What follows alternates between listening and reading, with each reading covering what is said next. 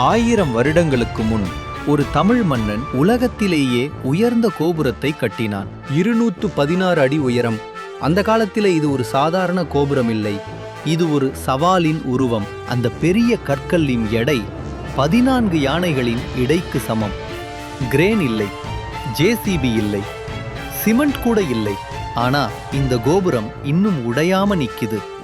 மதியம் சூரியன் நேராக மேல் வந்தாலும் கோபுரத்தின் நிழல் தரையில் தெளிவாக படாதது இன்று வரை மக்களை ஆச்சரியப்படுத்துகிறது.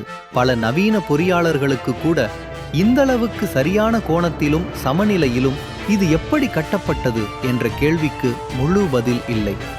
வரலாறு சொல்லும் ஒரே விளக்கம், சுமார் 6 கிலோமீட்டர் நீளமுள்ள மண் ஏற்றச்சாலை அமைக்கப்பட்டது. அந்த ஏற்றச்சாலை வழியாக 100கணக்கான வேலைக்காரரும் பல யானைகளும் சேர்ந்து அந்த 80 டன் கல்லை தினக்கணக்கில் இழுத்து மேலே எடுத்துச் சென்றார்கள்.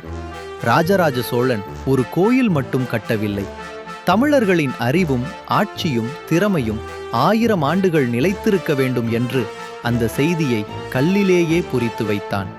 ஆயிரக்கணக்கான கோயில் கட்டிய மக்கள் தங்கள் உழைப்பையும் உயிரையும் இந்த கட்டிடத்தில் சேர்த்தார்கள்.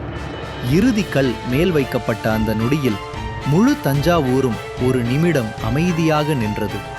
கோயில் மணி ஓசை மட்டும் வானத்தில் ஒலித்தது. இன்று 1000 ஆண்டுகள் கழித்தும் இந்த கோபுரம் அதே வலிமையிலும் அதே அழகிலும் நிமிர்ந்து நிற்கிறது.